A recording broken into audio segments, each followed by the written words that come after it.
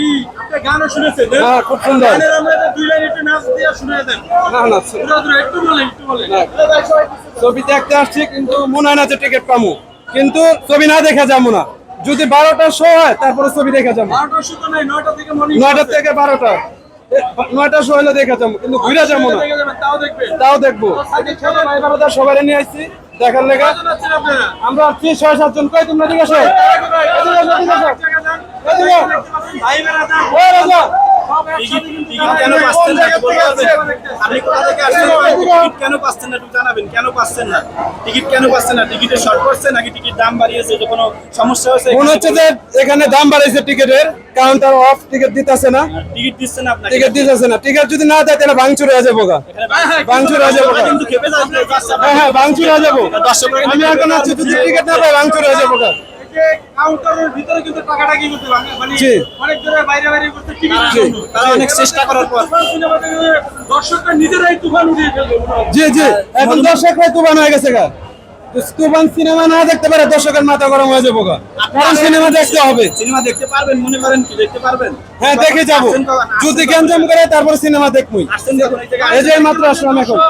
দর্শকরা তাদের প্রতি কিন্তু প্রায় 1.5 ঘন্টার মতন এসেছি, টিকিট পাইতেছি না, টিকিট দিতেছে না। এখন আমরা কি করব এটা ভাবতেছি না। আজকে যেভাবে হোক আমরা সিনেমা দেখে যাইতেই হবে, না হলে এখানে একটা তুফান হয়ে যাবে। তো আজকে যদি টিকিট না পাই, যে কোনো ধরনের একটা সমস্যা ঘটতে পারে। এখানে দেখতে পাচ্ছেন যে প্রচুর পরিমাণে সিনেমা প্রেমীরা আসছে, কারণ আমিও আসছি। হাজার হাজার দর্শক ভিড়ে, মানে কি টিকিট কেন দিচ্ছে না আমরা, তারাও কিছু বলতেছে না। যারা এখানে দায়িত্বে রয়েছে তারা বলতেছে না আমরা টিকিট কেন দিচ্ছি না, কেন পাবো না, কিছু বলতেছে না। মানে কি তার কোনো মাথা মতো একেবারে, যারা সিনেমা প্রেমীরা আছে তাদের মাথা খারাপ হয়ে গেছে। যে কোনো ধরনের খুবই করুণার অবস্থা। এখন তারা সিনেমা দেখতে পারবে কিনা সেটা তারা জানাচ্ছে না।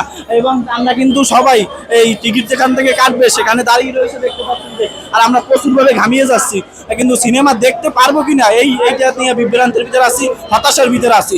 আমরা হল মালিকদের বলতে চাই যে, যে কোনো ভাবে সিনেমা টিকিটের ব্যবস্থা করা হোক। আমরা আজকের মধ্যে যে সিনেমা দেখে যাব, কি আমরা এখানে প্রতিযোগিতায় আছি, কে কার আগে সিনেমা দেখতে পারে সেই উপস্থিতি নিয়ে এখানে আসছি, এই আশা নিয়ে এখানে আসছি আমরা।